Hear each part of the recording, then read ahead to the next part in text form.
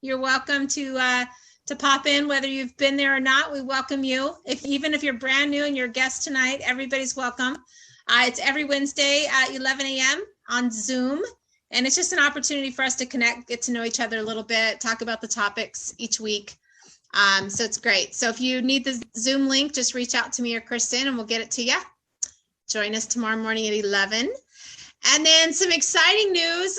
So right here, let me put my ladies, Becky and Kristen, along with me here on Spotlights as I share a little bit about our run for, oh my gosh.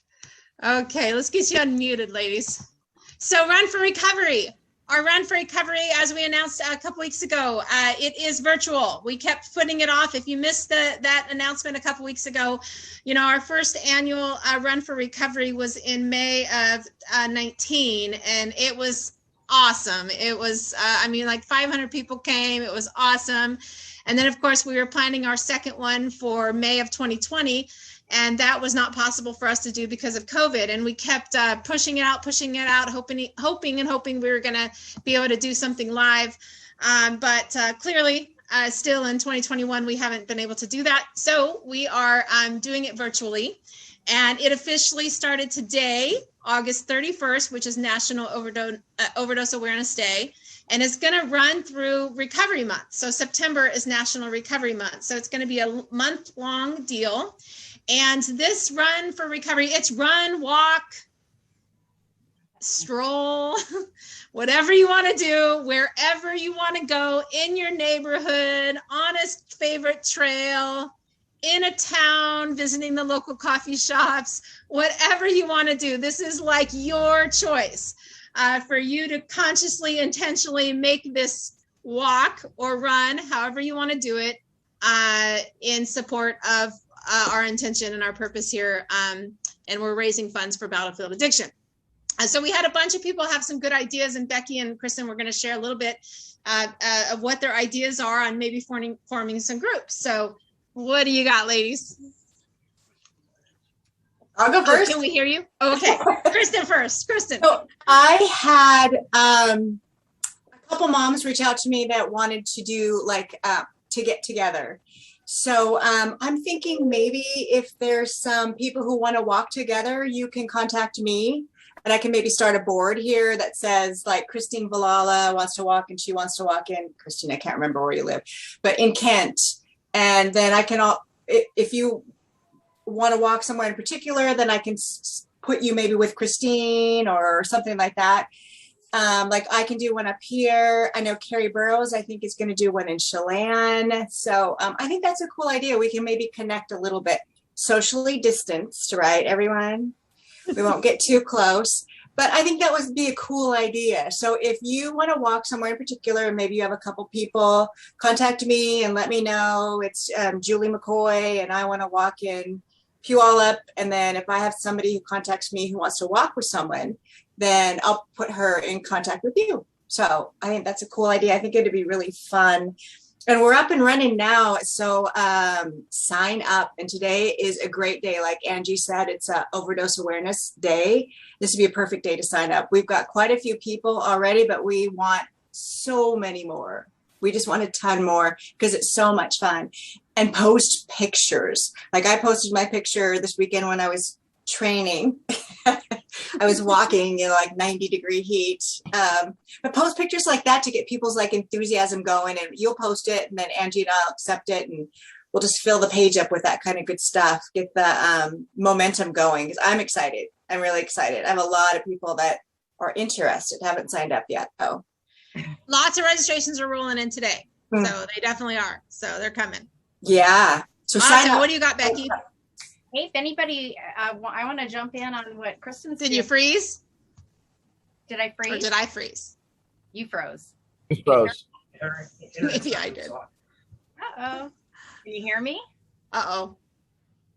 You can't hear me even? Shoot. Oh, I can hear you now. Okay.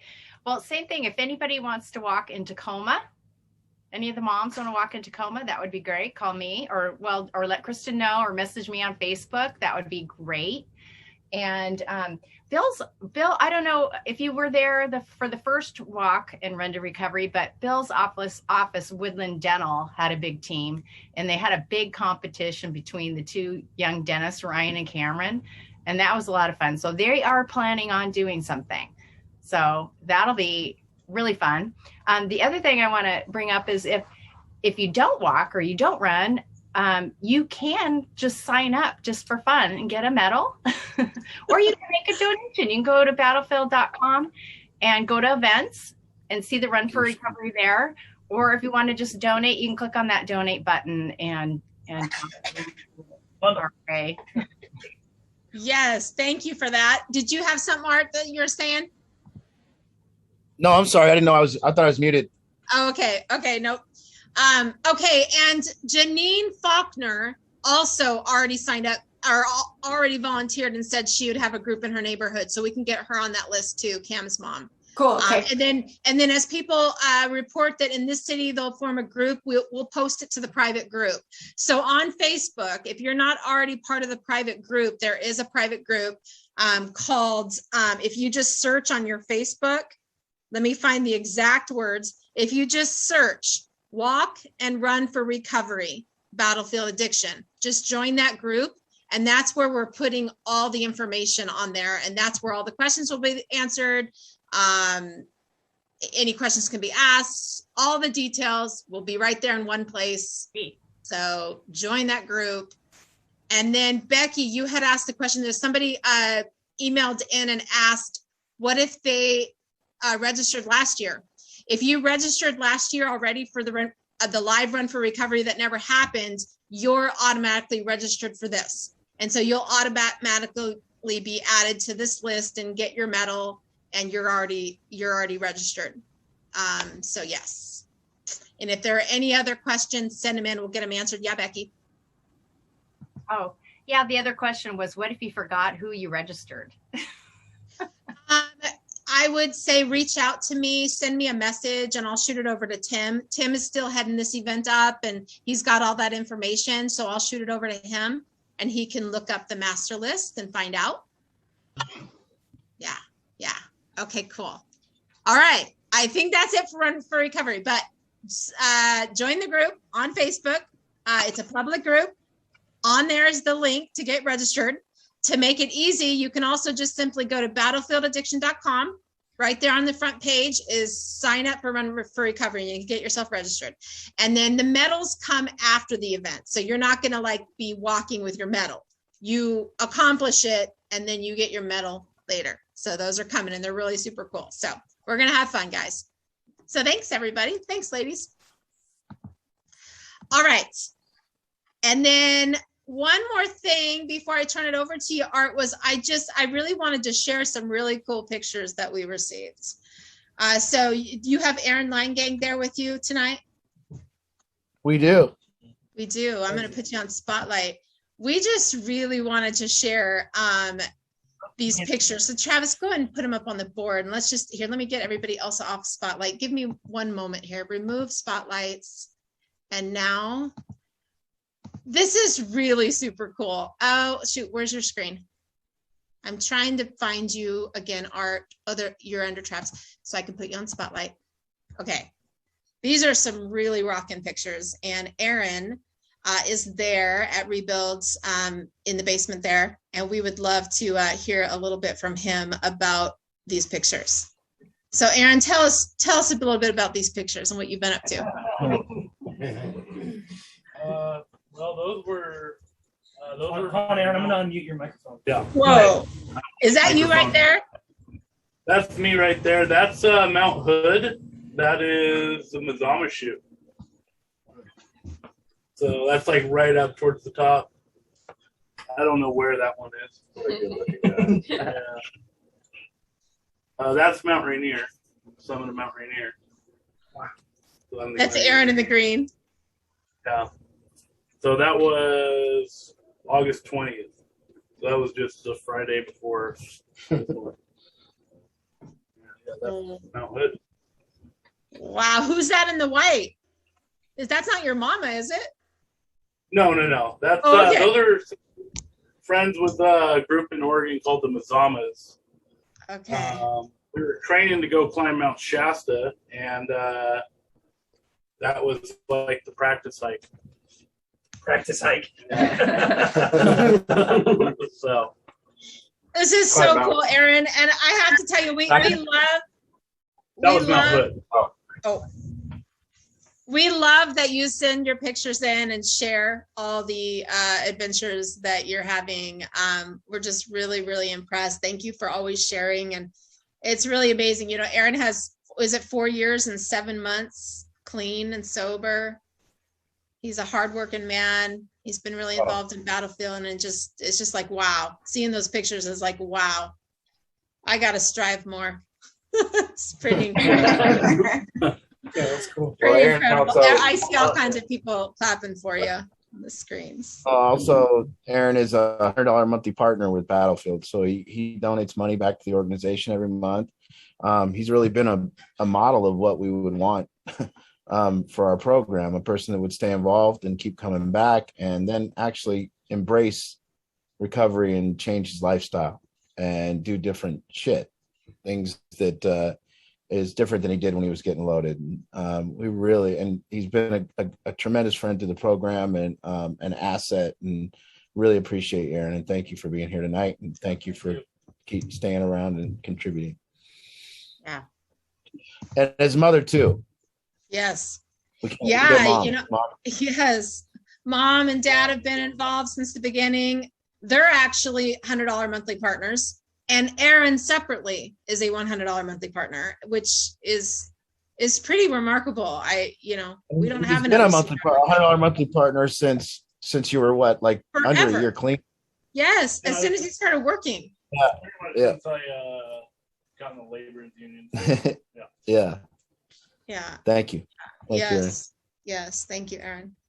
Keep sharing your good stuff. We love the pictures. I'm going next. I'm going to be all right. You're later. up, Art. Yes. Yes. I probably do it tomorrow morning. Yeah, I got time. What does it take? A couple hours, Aaron? I'm out there. I could probably do it in a couple hours. Somebody did, like, Goals. So you're thinking I could do it in like 4 or something? Yeah. We'll do it. All right, we ready, Ange? Or what's next? We're ready. You are next. So go ahead and take it away. No comedy tonight. It is actually Kyle Munker's birthday, and he's up celebrating with his family, and he doesn't have internet access. So he's got some good ones saving up for us. What a hillbilly. What a hillbilly. Afghanistan has internet access. Yeah. It's like, this is crazy. Yeah. Katie, you want to tell a joke? Hold on a second. Katie wants to tell a joke. Okay. Katie, corny comedy corner. Okay. What is it called? You gotta speak up, Katie. What is it called when you slap Dwayne Johnson on the butt? Hitting rock bottom.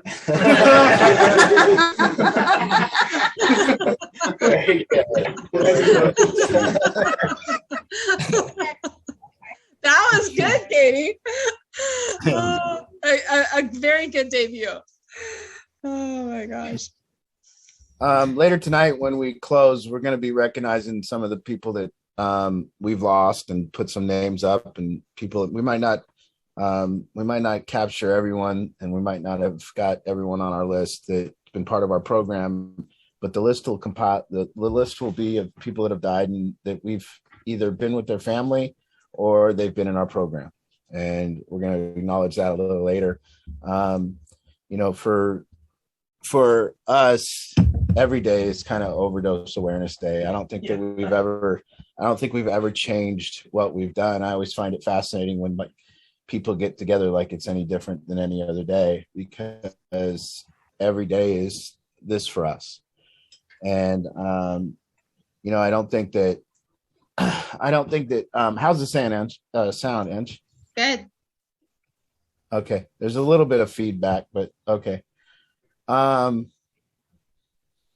But I don't think our take is the same as other organizations or other groups of people on addiction, and hopefully tonight I can give What is that noise? I just a muted fan, somebody. probably I just muted somebody. Hopefully that was the problem. fan. Okay. There you go. All right, we're ready to go. So hopefully our take's a little different than the organizations that are trying to stop people from dying. I guess that's kind of a gist of today, is let's stop people from dying. But I think more appropriately is like, let's show people how to live. And I think that's more important than constantly trying to prevent death, although that might be important, or although people are into that. I think that it's very difficult to prevent death for addiction when somebody is not able to figure out how to live, because when they can't figure out how to live, they will always turn back to it. And I think addiction is like this thing that over time I haven't it's something that you cannot understand, but it makes perfect sense. If you watch it close enough, it's very difficult to understand, but if you watch it and see it unfold, it makes perfect sense almost every time. It like checks out, it adds up. It's this beautiful thing. I was told once, there was this story, and I was told, I don't watch Batman, but I was told somebody secondhand gave me this story about Batman, and they said that the show Batman, and in the show Batman, I don't know whether it was, somebody could correct me, whether it was the 70s or the 60s or whatever, but in the show Batman in one episode got amnesia. So he got amnesia, and then he got locked up in a box, and they buried him. And he got tied up and locked up in a box, and he had amnesia, and he couldn't remember that he was Batman. But halfway through the episode, he remembered he was Batman. So as soon as he remembered he was Batman, he just threw off his things and busted open the box and got out and saved the day. And it took him remembering, but I'll tell you what that means to me later, So this thing's been, for me, it's been a theme of my life. I was 15 years old when I started using marijuana every day, and I used marijuana every day till I was 22. And then I found opiates, and of course, if they're way better. So I was addicted to those for 13 years, and cocaine came into the mix, and we did that every day. And so for about 22 years, I used a substance every day for 22 years. And for the last 11 years, I haven't used any substances, but people always, and what's happened is, as I've watched addiction unfold as a teacher, back in the day, we used to say addiction is a conversation starter, because some organizations would say it was a tragedy, or some organizations would say it's bad, or whatever they would say about it. But for us, it was a conversation starter. It was a way to get to know people. It was a way to say, hey, I'm struggling with this, you're struggling with this, let's get to know each other. And it's more than that, though. It's this beautiful teacher. It's like addiction is beautiful. And for me, that's what I've kind of come to learn in my life, is that it's this beautiful, beautiful thing. It's this beautiful thing that you cannot understand, and it just makes such perfect sense. And that's awesome. Something that you'll never be able to understand. You'll never get to the bottom of it, but it makes sense if you just look at it. But you'll not be able to understand it. And I've always really, really just kind of came to that conclusion after 11 years of trying to understand it and trying to figure out what causes it. I always hear what causes it. Oh, I've heard people say it's an identity crisis. I've heard people say it's a personality disorder. It's a belief system. It's a response to trauma. It's a pain reliever. I've heard over and over what people's theories are, what it is. But what I do know is that I'm sitting here with a collection of addicts, and each one of you went through something different. And so, but what I do know for sure about you people in this room and me in this room, I do know one thing. We all tried drugs and we liked them. That's how it started. For sure. For sure. We tried drugs and we liked them. And if we didn't like them, we wouldn't have done them the second day. And we wouldn't have done them the third day. So for sure, I know one thing. You try drugs and you like them. The second thing I know is that if you're ever going to get clean, you're going to have to learn to live life without drugs. I know that. And the next thing I know is that, like when Batman figured out that he's Batman, you're going to have to figure out that you're something. You're going to have to figure out and embrace that this is your fight. See, what it means is that the third thing I know about addiction after all this time is that people that get sober and people that have a good life embrace their difficulties. They embrace their fights. They actually like get next to it and get into it, embrace it and say, this is what my life, this is what I'm up to. Not like, I didn't say that you identify as an addict. I didn't say you say, hey, my name is so-and-so and I'm an addict. I ain't asking for none of that shit. I'm saying that because I don't think that's true. But this is a difficulty in your life, addiction. So if you have to embrace that difficulty and you cannot be a victim to it. You cannot be a victim to your difficulties. You know, as we sit here tonight, there's no complaining. There's no room for that. There's no whining. There's no talk about what a tragedy this is. There's lessons learned. There's learning. There's seeing that this is your fight. Then once you see it's your fight, just like Batman did, you embrace it. And that's what it means. It means you pick this. You pick it. Every family on here. And if you've lost someone, well, then you learn from it. You have to. You have to grow from it. You have to learn from it. And you have to honor it. You have to say, I've lost. So because of the people that we've lost and the names that we're going to name later tonight, because of that, I don't complain about addiction. Not one bit.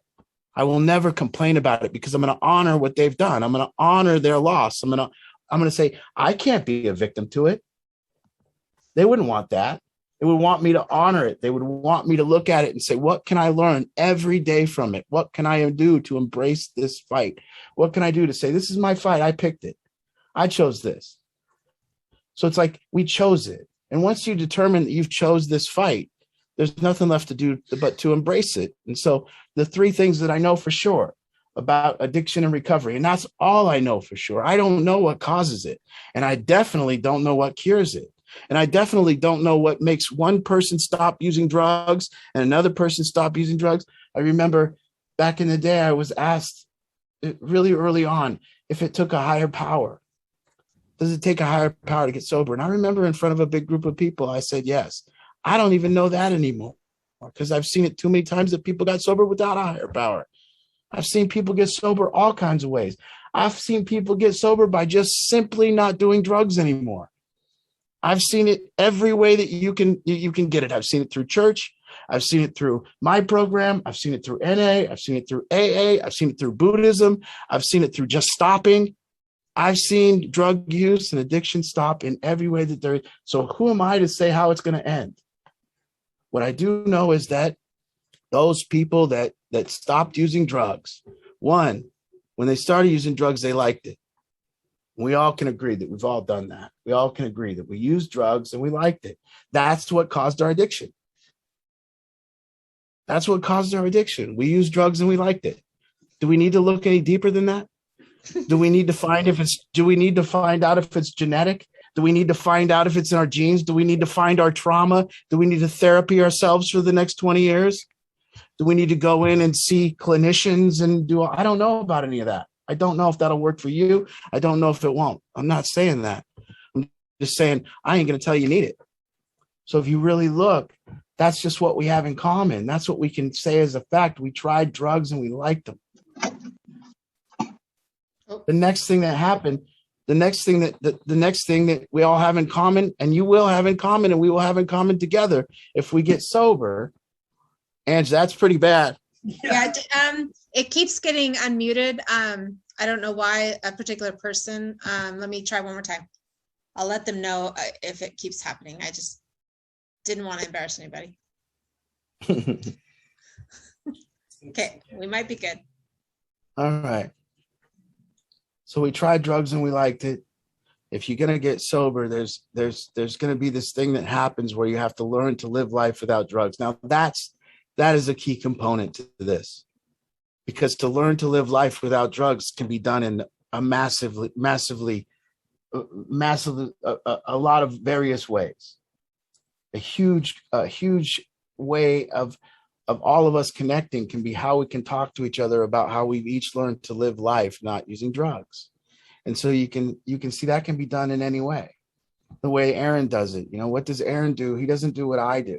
He goes up and climbs mountains. That's what he does. I don't do that. You know, Cam goes and hangs out with his daughter. I don't have a daughter. You know, other people go to the gym. Other people spill out all their problems and talk in groups and say every problem they have and help get it out of them and vent their problems. Some people don't vent at all. Some people actually study the ego and they study the self. I've done that. I've went down every trail that you can go down. And I love talking about all of them. I've read the big book several times. Can't understand the Bible. I've tried to read it. I've just never had the capacity to understand it. And I haven't been able to do it. And that's one thing I haven't done. But I've read tons of other books on other different types of spiritual programs. But I've had to learn to live my life without drugs. And if you're going to get recovery, that's just going to be true. That's something that we can call a fact together. We can say, hey, if you're in recovery, what that means is that you're learning to live your life without drugs. It's very simple. And then how do you go about that process? And that's so awesome. And it's so beautiful because that's what you guys get to do. That's what you guys get to do. You get to learn to live your life without drugs. And that's a whole, so my friend MD, who's lived with me for 10 years and been sober the whole time, or not with me, but around me. And he always said, the great thing about addiction is that you get to live two lives. You get to live your life in active addiction, and then you get to learn to live your life in recovery. So you get two lives where everyone else just gets this one chapter, this one long thing. And so for me, like tonight, and then that third part that we get to embrace all of our difficulties, everything and that's what I see that's different in this. If you have difficulties and you're embracing them, that's a lot different than how America is doing it right now. How America is doing difficulties and problems right now is called, they're racketing them. It's this superiority competition. So rather than really getting their hands dirty and getting down and solving shit with each other and being a team and saying, let's get together and let's solve shit and let's embrace our difficulties and let's get down to some agreements and let's fight this shit out and let's talk and let's debate and let's have some fun and let's embrace the beauty of difficulties and problems. America is just being superior and putting their opinions on everything and solving nothing. And so for you guys, that's the thing that a lot of times I don't see. When I don't see people get recovery, the reason is they're never embraced their difficulties. They come in and recovery, addiction's a problem, but so is recovery. I see that as a theme of people that don't get sober. Addiction's a big problem for you when you're using drugs. And then I see recovery is a big problem for you too. What the fuck? What the fuck are you going to do? Seriously. If recovery is going to be a big problem for you, then you're going to have a big problem. If addiction is going to be a big problem for you, that's not going to be any fun either. So really embracing it. And I don't care what people say about addiction. It's beautiful. It's gorgeous. It's pure. It's awesome. It does its job. It puts a human being to their fucking knees. And when it drops you to your knees, it says, here's a mirror. Now look at yourself. You're down there on your knees. Look what you look like. Now pick yourself back up. Stop complaining. Embrace your difficulty. Let's go. Learn something about life. Learn something about the human experience. Look at people not learning shit about the human experience. I don't care what people say. If any of you have been out of heroin, tried to kick meth. Okay, now, in sobriety without drugs, go sit in the boardroom and listen to their problems. Those ain't problems. I'll sit anywhere and listen to people's problems because they don't understand what I've been through. They don't understand what you guys been through. Have you ever kicked heroin? Yeah, then you don't know about problems. And when you've kicked heroin, and when you've kicked opiates, when you've done what we've done, that's fine. You've done all that. But now, if you're not ready to embrace the beauty of these difficulties, if you're going to stop, you got to stop calling addiction a tragedy or bad or anything it is. It's your life. You're not a victim to it. You don't need to complain about it.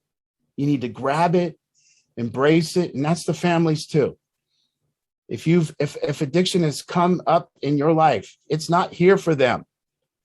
That's the whole problem. Family members thinking addiction is for their loved one, that it's something they're going through. No, this thing is shown up for you. It is shown up for you. And when it shows up, you embrace it. Stop complaining about it. Stop using it as a racket. When I say using it as a racket, I mean using it as a complaint so that you can be superior to that which you're complaining about. So that you can just say, I'm better than that, and I'm better than that person because they're an addict and they're the ones causing the problem. Maybe not. You don't know. We don't know what this is. We do not know what this is. Addiction will not be understood, but it makes perfect sense. It will always add up. That's why we can sit here with family after family and tell them over and over exactly how it's going to play out, exactly like we're Nostradamus. It's this beautiful thing. And you guys get this. And the thing that I would love to see more of, that for me was like this thing that I could just do. I got to have two lives. I got to have my life in addiction. And then I did that for 22 years, dedicated. I was dedicated. I wasn't wavered. I wasn't taking breaks. I did it. I was so dedicated to addiction. There was always a substance in my car getting ready to go in my body so I could go to work or I could do whatever I was going to do. And I had my substance. You know, addiction's been my best friend. It still is. It's been my best friend since I was 15. I was addicted to drugs, and now I'm addicted to addiction. It's always been in my life, this friend of mine. And it's beautiful because it's unfolded and taught me everything. It's taught me to look at myself. It's taught me to look at the human experience. It's taught me to look at other people. It's taught me to try to help. It's taught me to quit complaining. I used to complain a lot. It taught me to quit complaining. It says, grab this thing and let's go after it. And if you're here and you're complaining about addiction, and then you come here to complain about recovery, I don't even know what that is. I don't even know why a human being would do that, other than maybe they're trying to be important with their life. Like it's a big joke. And so here we are. And you get the opportunity now to see all the beauty that's happening here. And, you know, for those that have lost people, I'm sorry. But what have you learned? I'm sorry you lost somebody. But the only question I have for you is, what have you done with it? How have you honored that? Are you complaining and being a victim, or have you honored it? Honored it the way that Angie's honored it? You know, if you've ever known Ange, you would never know she lost a son to a heroin overdose. But that doesn't mean she didn't embrace her difficulty. That didn't mean she's not like got every bit of learning that could be learned from the situation. That doesn't mean that she hasn't honored her boy. That doesn't mean that she doesn't think about her boy every day. She does. It doesn't mean she doesn't sit there with pictures and get them out and play a song of his and listen and look at the pictures. It doesn't mean she didn't bring me a letter of his the other day and read it and be so proud of it. But she's never, not once, been a victim to it. Not once used it for her own gain, to gain popularity about what a victim her life has turned out to be. And it's been beautiful to watch. So if she can do it, and she's paid the ultimate price, then what are we talking about? What is your complaint? What is your problem? She's led me through that. Very tough to complain about it. But difficulties are the practice. Difficulties are the answer. And only when you embrace them. A flat tire doesn't get changed by complaining about it. You get out of the car, you find the tools, you get into it, and the tire gets changed. Very quickly if you do it right. So you see, it's beautiful, and that's the three things that I can kind of tell you I know for sure about addiction, and everything else is kind of just vague. Everything else kind of just, I don't have any conclusions on. But the three things I do know is addiction is caused because people try drugs and they like them. Now, if they didn't try those drugs, could they have been an addict? If they never used drugs, it'd be very tough to be a drug addict. So to be an addict, you got to try the drugs first. And then if you're ever going to get clean and not have that be the end, if you're going to get clean, what you're going to have to do is you're going to have to, one, learn to live life without drugs and embrace the difficulty of it. Embrace it. Quit complaining about it. So what? You can't use drugs. Big deal. Grow up. It's not, and also, please don't act like yours is different than anyone else's. Extra. Yeah, everyone's got extra. Everyone's got the addiction plus. You know, whining that their addiction is harder than mine. Yeah. Also, or than anyone's.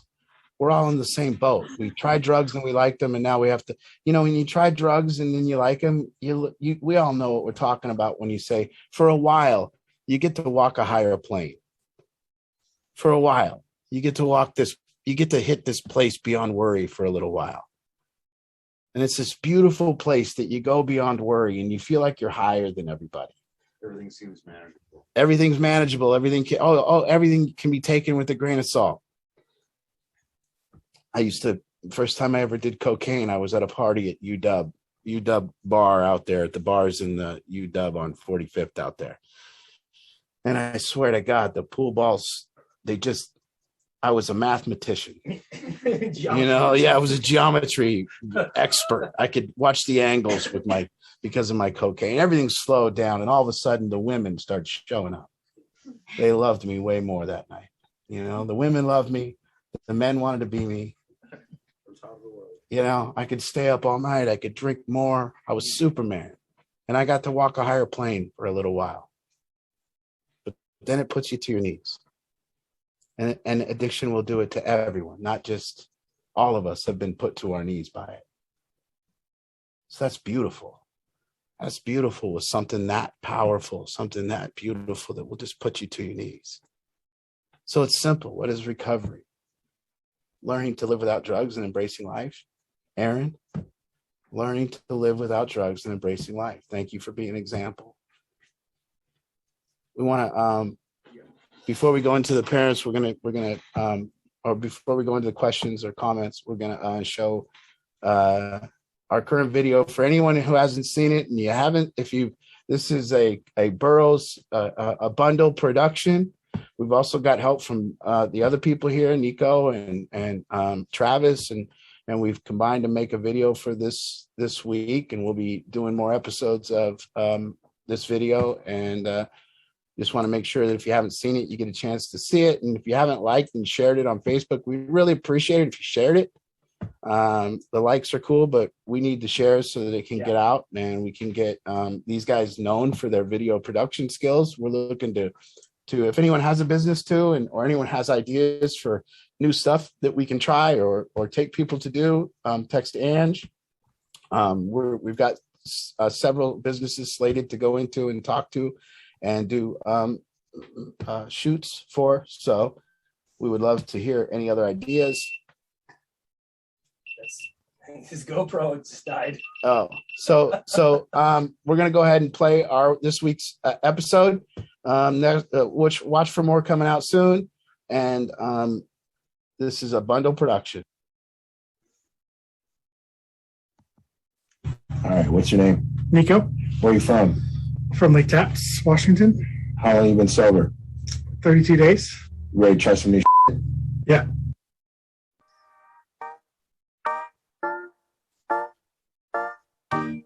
I made it through everything I never thought I would.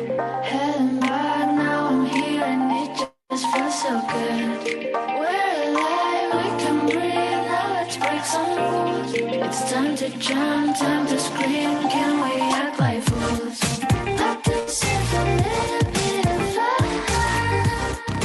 You and I until the sun comes up. I deserve a little bit of fun. Let me feel a million breeze burn.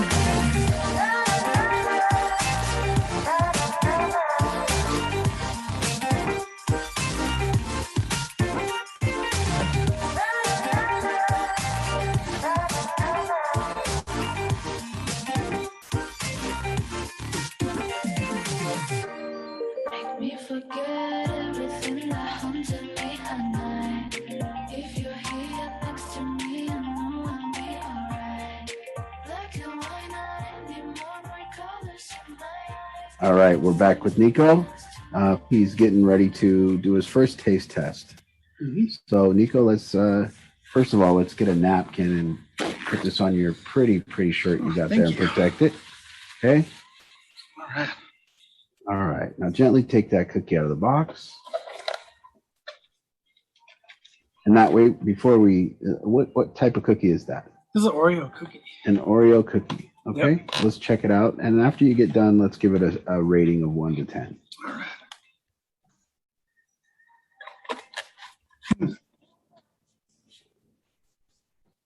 That is good. I'd say a solid 10. Okay. Now, if you became addicted to these cookies, do you think your mom would appreciate that a little bit more than what you've been addicted to in the past? Definitely. All right.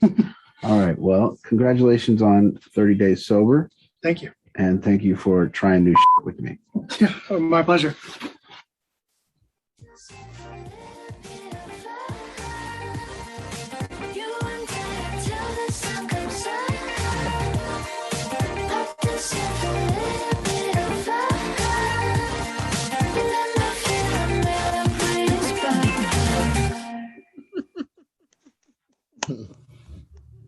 Nice meeting.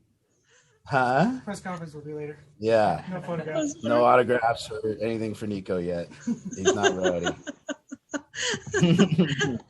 I had to do both these screens here real quick, right here. They were so proud. They were beaming. Oh, that was great. I showed him my camera's dead. Oh, yeah. Our video production team, we would show our video production team, but the camera they set up is dead. So note the irony. Note the irony there. Yeah. Yes.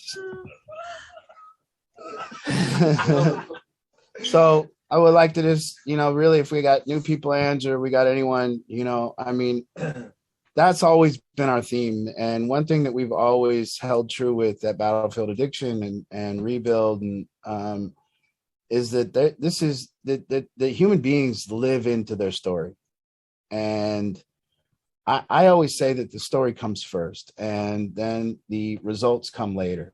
And I've seen the victim mentality and a lot of the people, and I will note that a lot of the people that have lost, not everyone, it's been very mixed, but there's been a lot of times that people have called addiction tragic before they'd lost.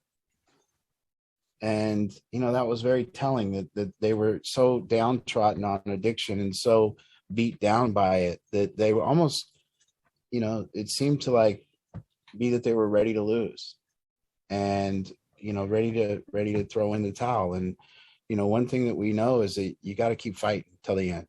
And we don't know. We were surprised by people that we've lost. We've been shocked and families have been doing great. And we've been, sometimes it was predicted that it would happen. But I do know that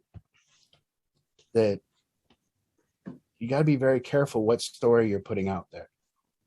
And, part of this thing of calling it a tragedy before something's happened and part of this thing of being really down about it, we all know about the energy here and how important energy is for our success and how important it feels to have good energy.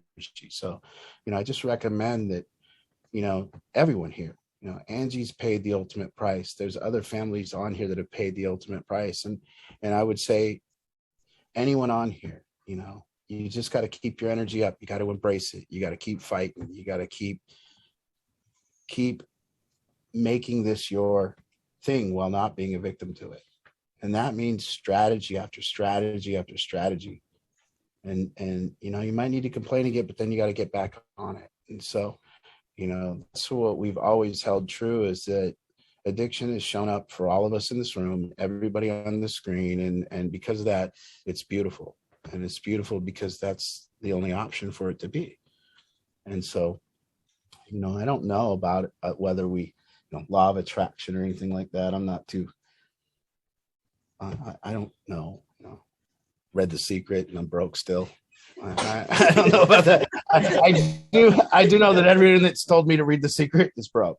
So, and that's like 150 different people have recommended that book to me, and I read it, and I'm broke. So, yeah.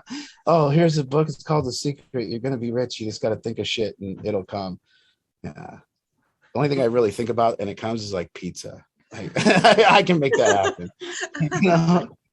Sit and think about pizza, and then lo and behold, that night, there I am eating pizza. Law of attraction. You You know, know? I had concert tickets once, and they were sold out.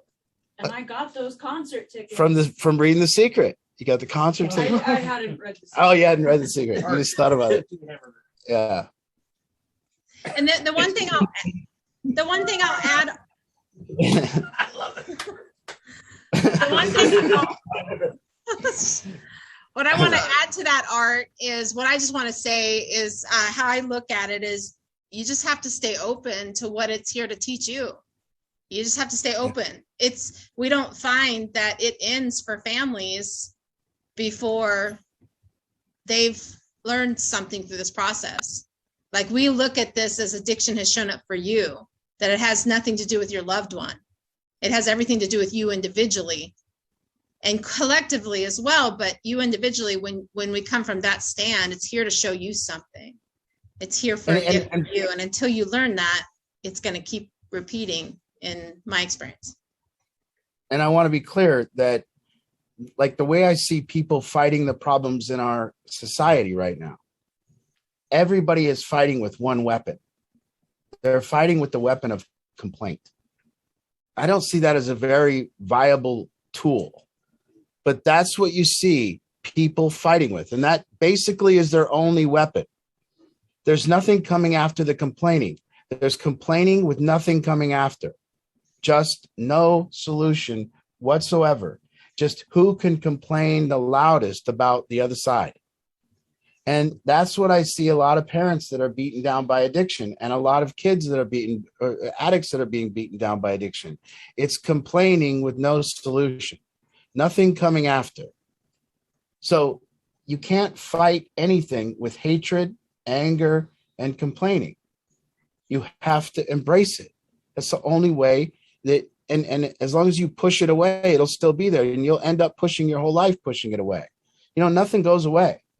If you've, however many years you've been on the planet, if you haven't figured out that problems don't just disappear, the difficulties don't disappear, that the longer you push these difficulties away, the more they just keep popping up. And then, you know, you always get a sense that you're pushing something away or you're avoiding it, and you know it's growing over there. Every one of us know. I'm not dealing with that, and it's growing over there. It's getting bigger. You can just get a sense that that's happening. So by embracing it, what you're doing is, the simple act of not embracing it means I never complain about it anymore. I strategize. I get into it. I call it my calling. I call it my duty, not my identity. You know, if it was great. Chris came over. I had to take out a rhododendron today. You know, I've been like kind of avoiding it because we're going to build a porch. I've been kind of avoiding it. It's been sitting there, and I've been thinking, okay, geez, what's an easy way to deal with it? Let's get a chain, wrap a chain around it. Let's pull it out with the truck. It's going to be a monster. It's going to be, and you know, Chris just came over today and he brought a saw and he pulled it out. It was like 25 minutes. And it's like he embraced it and he solved it. I was pushing it away and it was just sitting there. And that's it. And that's what we're encouraging. You know, you hear these families, you know, we tell them 3 years ago, we've met families and we've asked them to get a consultation and come get a strategy with us. And they don't. And then they call us three years later. And lo and behold, it's just gotten worse. It's just grown.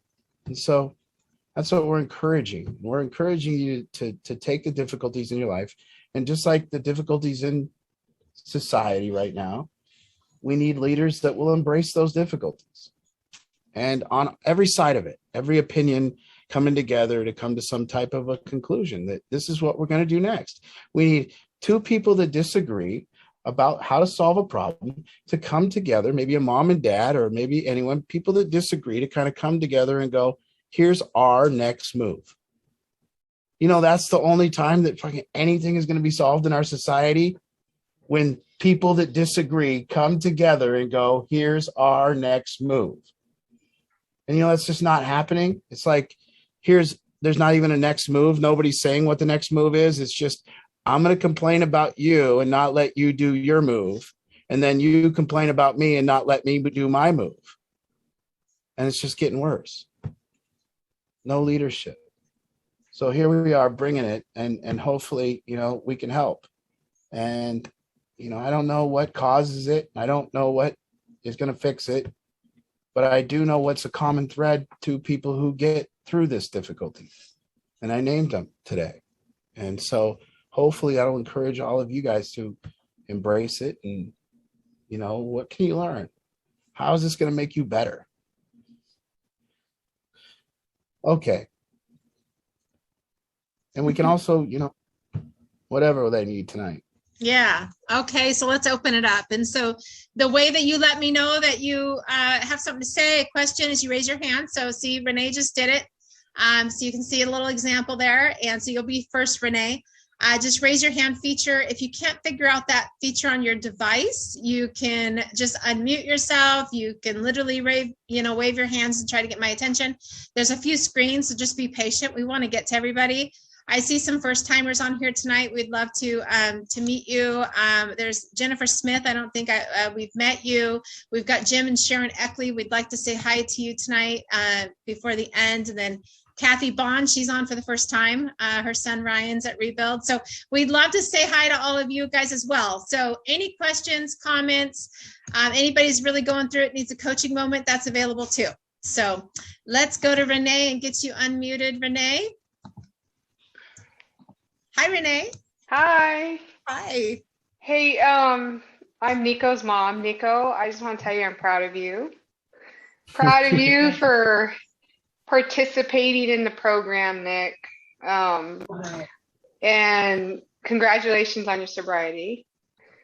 And I just want to say that for all of those who are new out there, I just want you to know that it wasn't easy to get Nico to buy into the program either, but he did reluctantly with Art and Angie's strategy. So we got him there, and I think he's been there for a month and a half now, and he's doing great. So thanks, Art. Thanks for teaching my son. I really appreciate it.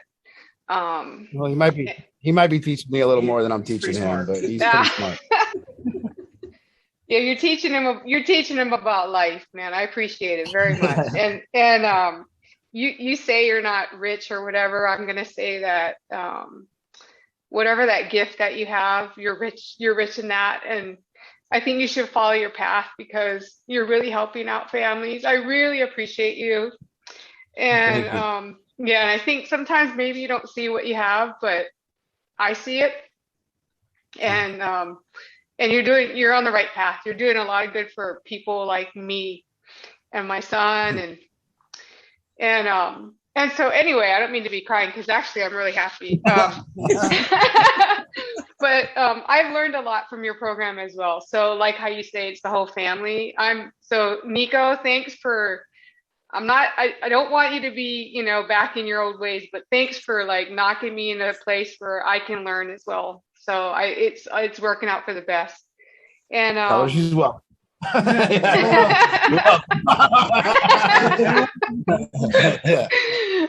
that cocaine you did was for her. Yep. Yeah. No. How much cocaine you had to do to help you? No, but I did. Yes, the sacrifices he made, the nights of sleep he missed.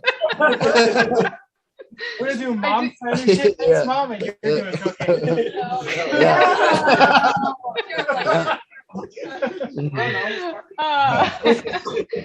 No, but anyway, I wanted to say because how Angie, like I remember Kristen and Angie, everyone telling me like someday you're gonna go, hey, this kind of like threw you in this place in life for you to learn something, and that's true. So I get it. I'm getting it. And then I'm going to make it really short because other people want to talk. But when you talk about, and Art and Angie, you guys might be sick of hearing this, but when you talk about people trying new shit, for all of you there at the house, that has never tried yoga, I'm a yoga teacher and I'm willing to teach you new shit. So if you ever want to do a class, call me up. I'll be there. Yeah. Okay. Yeah. Thank you. Yes. All right. Yes, yes, let's do it. Oh, look at all the moms are like, yeah. I know we can do a moms group, Renee. I know that. Okay. Okay. And I haven't been ignoring you because I love it and so appreciate your offer. It's just, I know us moms are in. No, I know. I was just giving Art a bad time because he says nobody at the house may not be into it, and I'm just saying, hey, try new shit, right? So, Yeah. okay. Us Thank moms you. are down. We'll do a special episodes for the moms trying new shit. How about that? Okay, we'll do it. We'll do it.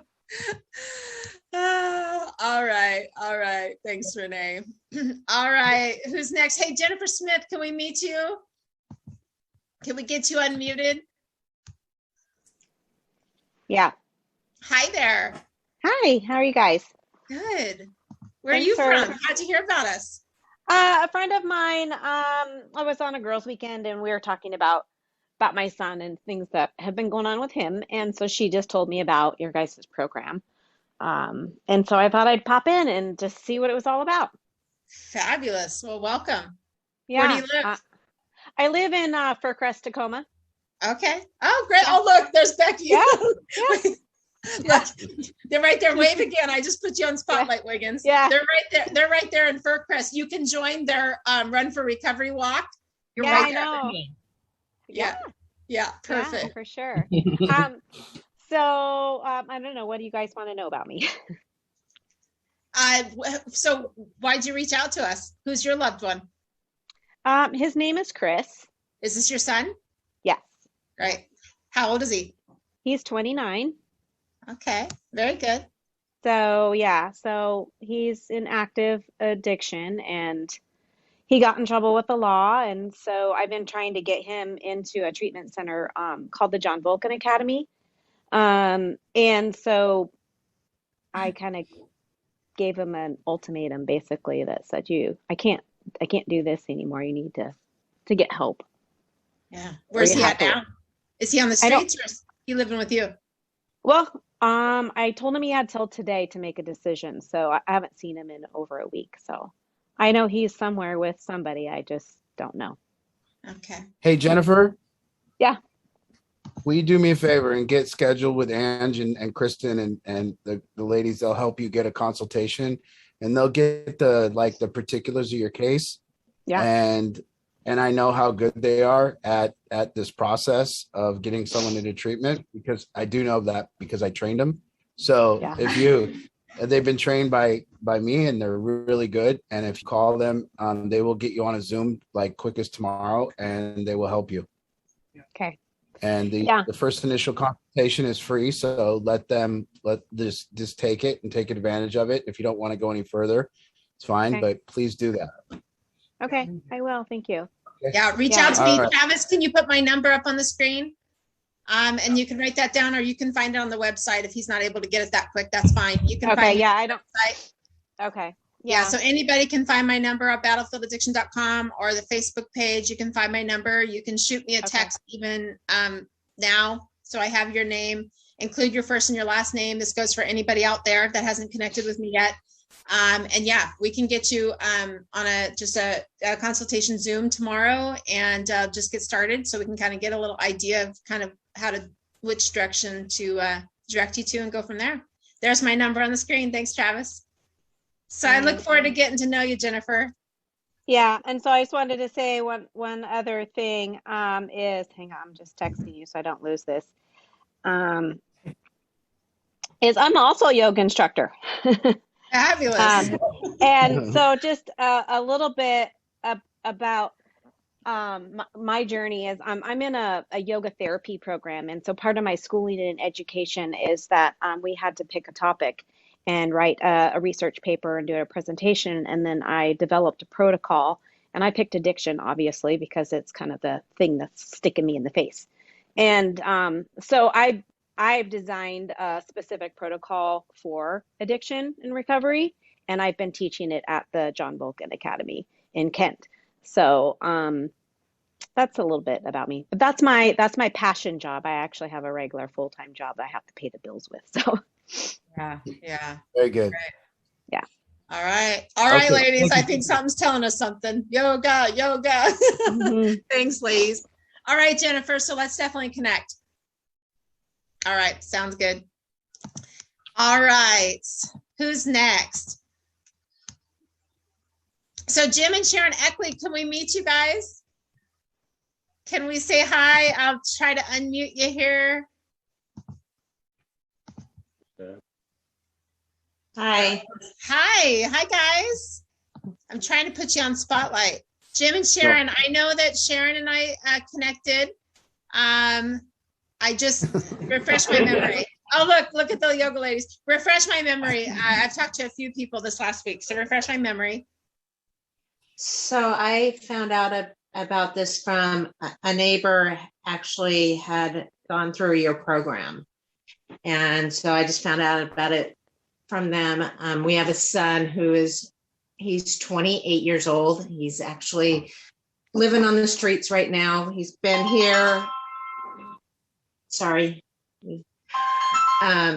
He's stayed in our yard and on and off the streets. He's done meth and different drugs. So we're trying to figure it out, how to help him. Yeah.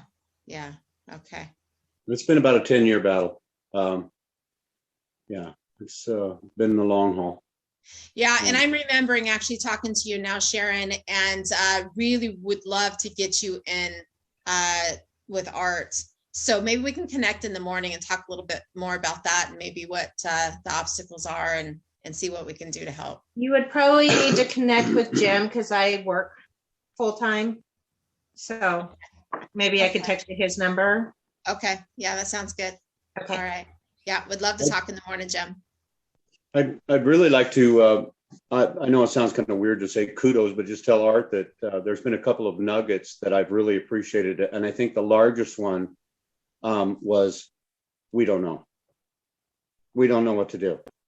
I think that for someone else to say that other than me, I've been like throwing my hands up for a long time. It seems like I just can't fix it. You know, I'm one of those people that give me a hammer or a screwdriver or something and I'll let me tear into it and fix it. And this is one of those where he kind of confirmed the fact that, man, this is over our head.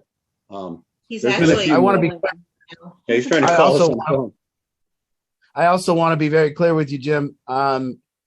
When I say I don't know what to do, there's a caveat to that because I absolutely 100% know what not to do. Yeah, exactly. And what I see parents make the mistake that have never had coaching or never, you know, I probably was making mistakes for my first 500 addicts, and then the last like 4,000 of them, I've gotten a little better. So, you know, I bring the experience of 4,000 addicts that I've worked with in 4,000 families or however many it is. And what we've learned over that period of time is absolutely that it's better to do, a lot of times it's better to do nothing than it is to do something. And what we've really learned is what not to do, because what you have is a fire and what you don't do is put gasoline on it. And so what we do is we teach people what not to do in order to make the fire start getting smaller. And that's how it works. Is I don't know exactly what's gonna make it so your son never uses drugs again, but I do know how to make it so you don't help him use drugs. Yeah. I do know how to make it so you don't put gasoline on the fire. Some people call it enabling. I don't know anything about none of that shit, but I do know a little bit. But mainly what I know is like what not to do and what won't work. And how one move will end up in that. And we do know how to play chess. So what I mean is I play chess against thousands of addicts and I play chess through the family. So your problem becomes my chess match. So what I do is I strategize and we make a move until we continue to make moves until it gets to the point where we put your son in checkmate. Yeah. And when it's checkmate, that's when they come to treatment. And checkmate means they're out of moves. And I know how to do that. And then after that, it can get dicey. So, but then it's a longer journey. But for sure, what happens when families come to us is that it gets better. It just gets better. It gets better every day. It doesn't end right away, but it gets better every day. Sometimes it ends right away. Sometimes it goes quick, but we'll help you for sure. And we'll make it better. Thank you. And we never stop strategizing. So when something doesn't work, guess what? A lot of the times I feel like in the treatment world, when something doesn't work, people keep doing it. Yeah. It's the oddest thing I've ever seen. But for sure, when something doesn't work for me, I want to do something different. And I'm open to whatever those possibilities are. I used to hit my head when I was 2 years sober, and I got sober through AA and NA, and I thought everyone had to do that. So it took me about 6 months to a year of pounding my head against the wall and trying to send people there before I stopped doing that. Yeah. Because people didn't want to go there. So, it didn't work. So I tried something else. So that's it. We'll help you though. Just get scheduled with Ange, please, because it'll end when it'll be the beginning of the end when you do. Okay. I appreciate what you say. You're very truthful. I appreciate that a lot. Thank you. Thank you. Thanks, guys. Thanks so Thank much. you. Nice to meet you. We'll talk to you tomorrow. All right, STEM Palias, let's get you up here. There we go. Okay, got it. Hi, Pam. Hi. I just wanted to let everybody know that we went to Harborview today to see Chris and talk to the team, and he will be discharged tomorrow. So it'll be 4 months. Wow. Since he went into Harborview. And I just wanted to make a comment to Travis and Art having to do with Wilson, because Art made the comment about him looking like Tom Hanks because his hair is really long, and then all of a sudden the Wilson volleyball showed up in Art's hands. Well, considering Chris had a traumatic brain injury, he brought that up today, and he knows that he's getting a Wilson. I just kind of put it aside and didn't say any more about it, but he remembered Travis and the ball and handing it to you. Yeah. So his mind is functioning normally. We're not sure if it ever functions. Yeah, well, we're not sure it ever functioned normal, It's Pam. functioning. Yeah. So anyway, that was all I had to say. I just wanted to let everybody know that he's coming home tomorrow. That's awesome. Beautiful, beautiful. Congratulations. Yeah. Way to Thank you. stick with it. And you guys did. You've always embraced this difficulty. That's one thing that we have never heard from you guys is complaining. And there's always been an embracing of it and just a humility and a willing to learn. And I really appreciate that. And that's exactly what we hope for in this process. So thank you guys. You guys are a big part of it. Thank you guys. Yeah, Dave and Pam have been such a good example of a family who has continued to stay here, plugged in, tuning in, no matter what. No matter if Chris was in recovery, if Chris was still using, if he was in recovery again, if he relapsed, if he's in the hospital. I mean, just the whole deal. And it's just so beautiful. So beautiful. We just love you guys. Thank you. All right. Next. So we have about 10 minutes left for conversation before we close it with our ending. No, did you have a question, Katie? I don't have a question. I heard. Hold on a second. Sorry. The mic. Okay, go ahead. I heard both the names Chris and Sharon, and I just wanted to say that I really miss and I appreciate my family. There you go. Yay. Katie's in a good mood. She's been doing Yeah. She's nice. I heard about that. Look at that. And I appreciate them. Take what you can get, Chris and Sharon. Yes, yes. Their camera's not on, but if they want to turn it on, we can stick them up on Spotlight real quick and say hi. Or I don't know, they might tune it in their jammies and not want to be on video, and that's okay if you don't. But I know they're listening. Well, a lot of folks like that sip a little glass of wine during the battlefield. Yeah, and they keep the camera. Yeah, that's all right. We don't mind. We don't mind. Yeah. We keep it real here. Yeah. Oh man, I would love to say hi to Kathy Bond, being your first solution group. Kathy, can we say hi? Oh, she's got internet. Yes, it's much clearer. We can't hear you quite yet. Yeah. There we Hi. go. Hi, Kathy. It's kind of dark in here. Yeah, that's okay.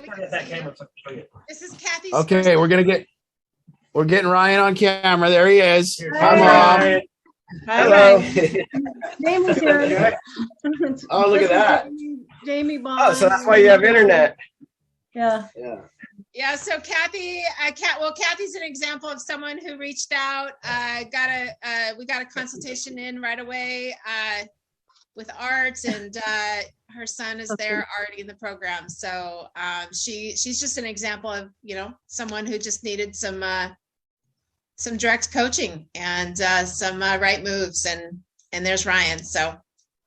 Well, honestly, I thought that I just played a bad hand of cards with the choices I made. I didn't know it was Art that put me in checkmate there to go and get in here. He did. He did. Checkmate. But I'm glad for sure that he did checkmate me, because I probably still wouldn't be here, and just feeling good. Yeah, I'm glad too, Ryan.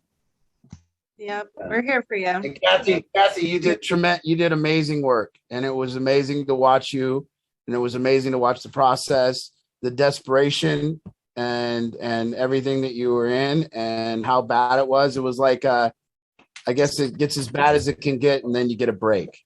And that was kind of the example of listening to you, and I could hear in your voice that you were in the biggest heat of the battle that you've been in with this thing, and then you caught a break, and it was really nice to see you catch a break. So great work. Definitely the danger zone. And you were definitely a person that all we needed to do was tell you had the power and that you were Batman, and you did it, and you remembered that you had the power. It was pretty cool. It was pretty cool to watch. So that's great if I look like Batman. You look pretty scary. Joker. Did you hear what he said? He said you were pretty scary. You were more like the Joker. Thanks, Ryan. I have to share with everybody. My dad's here. My dad's here from Florida. He moved up here from Florida last week, and he got to just secretly be a part of that. And so it's really fun for me to now point out, Dad, this is Kathy, who was on Zoom, because here's my dad. Can you see him? Hi. Hi, Dad. It's really cool. And that Ryan's there in the program was really cool for him to see firsthand, on the work that Art does and this team, and so it was awesome. So yeah. Well, thank you for taking Ryan in and answering my calls and Zoom and all that stuff. I really appreciate everything. Yeah, absolutely. I know Ryan does too. He does. He's already become a pretty big asset to the house. We can't lose him now. So that's good. Great. Yeah, I'm his sister, and we've always wanted the best for him, and still do. I mean, me and his other brother Jess we've all just wanted to support him. We don't know how though. Well, we got it. We'll help with that. Good. Yeah, we got you. Yep. Okay. You're supporting right now by being on, so keep tuning in. Okay, I might have to come to Burlington from Enumclaw. I'm in Burlington at Jamie's house because she has good internet. Awesome. Well, and if anybody out there ever misses group, or because of internet or non-availability, we always post the recordings. So you can always get the recordings. Live is always better, but we always have the recordings available. So no problem. Okay, it was good seeing you guys, and love you, Ryan. Love ya. Love you too. Bye. Bye. All right. We still have a few minutes left. So who's next? Well, we also got to play. We have a song tonight. Yeah. Dedication. Yeah. Do you Yeah, want? we got name. Do we Well, want we to do can close that it now? up. We can close it up and then play the song. What time is it? Is it Yeah, close? we've got 10 minutes left, so you can play the song, then close or Or close. there one more. Look at. There's got to be somebody out there that needs something. So if there's Yeah. one more that's got something really quick, somebody that needs something, you came on because you needed help, maybe. So you might want to raise your hand and get some help, not go another week. So if there's something you need, or anybody needs to comment or say, get it out, and then we'll get into this dedication.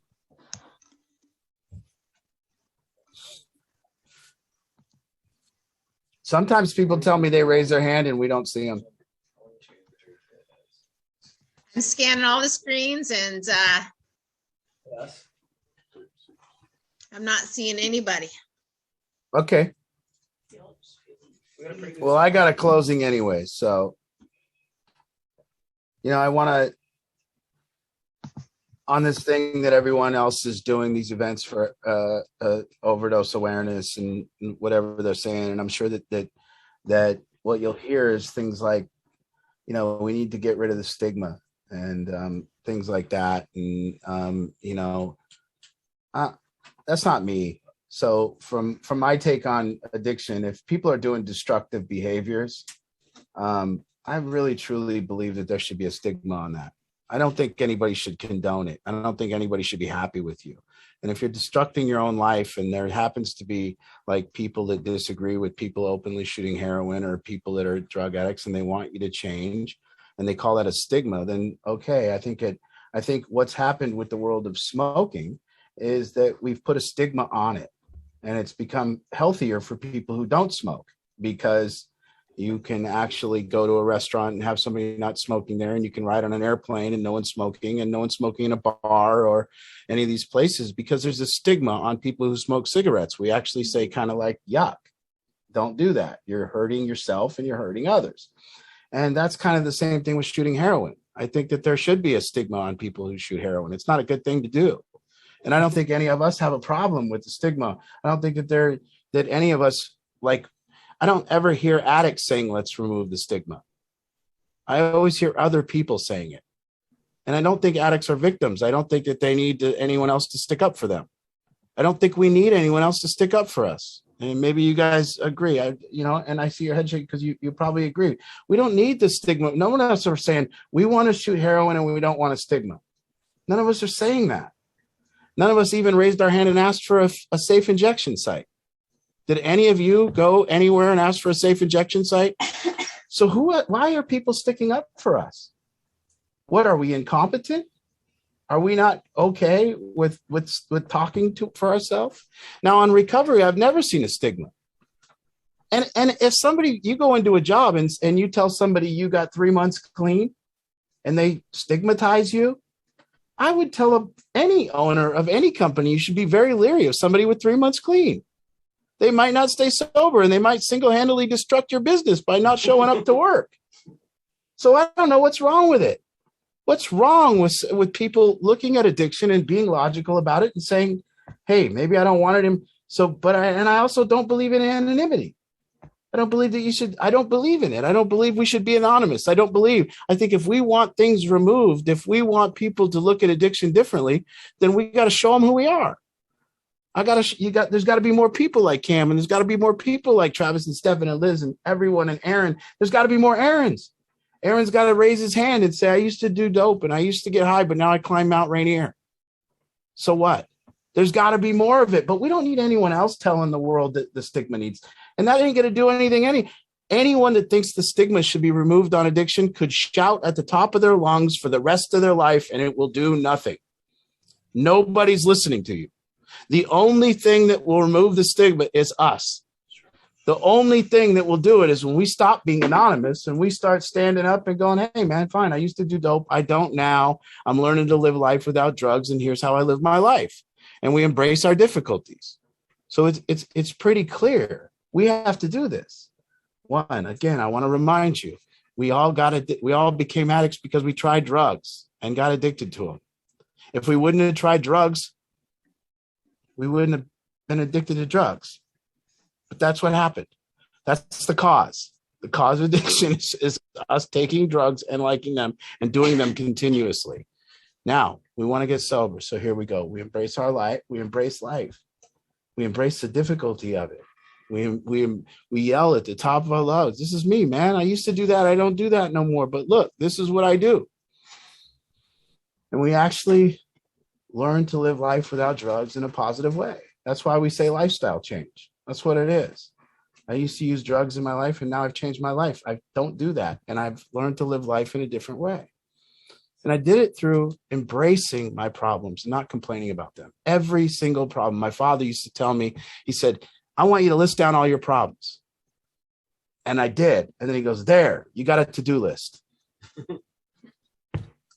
And I listed them out. I don't have a bank account. I was whining. I said, I don't have a bank account. I don't have a car. I don't have a driver's license. I don't have any friends. I don't have a place to live. I listed it all out. And he goes, now, look, you don't have a driver's license. What do you got to do? I just sat there for a minute. I was like, okay, get my license? And he goes, yeah, way to go, dipshit. You don't have a bank account. What do you got to do after that? I go, get a bank account? And he goes, yeah, go get a bank account. I don't have a car. Well, go get one, dumb shit. And that was it. So our problems, when they're embraced, just become a to-do list. They become a navigational tool. This is what I do next. And this is what I do next. And I don't care what your circumstances are. That'll always be true. Your problems are your navigational tool. They're either your navigational tool or there's something that you're pushing away and something that's going to turn bigger for you. Something that you're not embracing, something that you're not grabbing onto, something that you're complaining about. And that just becomes a source of your unhappiness. And that becomes some kind of secret. And so it's fairly simple strategy. And it's fairly simple what 33 years of addiction and recovery has taught me. It's taught me those three things. One, I became an addict because I tried drugs and I liked them. Two, I stay sober because I learned to live life without drugs. And three, I embrace my problems. That's what it's taught me over all that. And I know nothing else other than what not to do. Don't do that. That'll screw up. Don't do that. That's stupid. Don't do that. That's stupid. I pretty much learned that. Now, my friend Bruce and others that I've seen pass, one thing I've seen is that they tried to stop using drugs, but they never found out how to live without drugs. And they never embraced their problems. They complained and kind of like always kept drugs as an option. So when anything goes, if you're keeping drugs as an option, when anything goes wrong, you will go do drugs.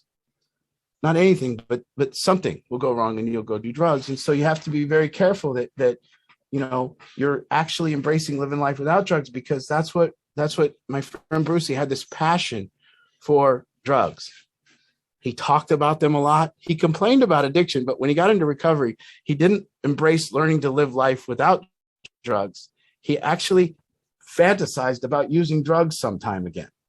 And then his fantasies about using drugs made his life without drugs miserable because he was always longing for drugs. And so, and that taught me a lot about my life without drugs. And it taught me a lot about people, and it taught me a lot. It's been beautiful. And his loss, although for him, I don't know, good or bad, I don't know where he is. I don't know. I don't know if that was the cure for his pain or what it was. I miss my friend Bruce. This was his favorite song. And then we're also going to we'll show you the names of some people that we've lost.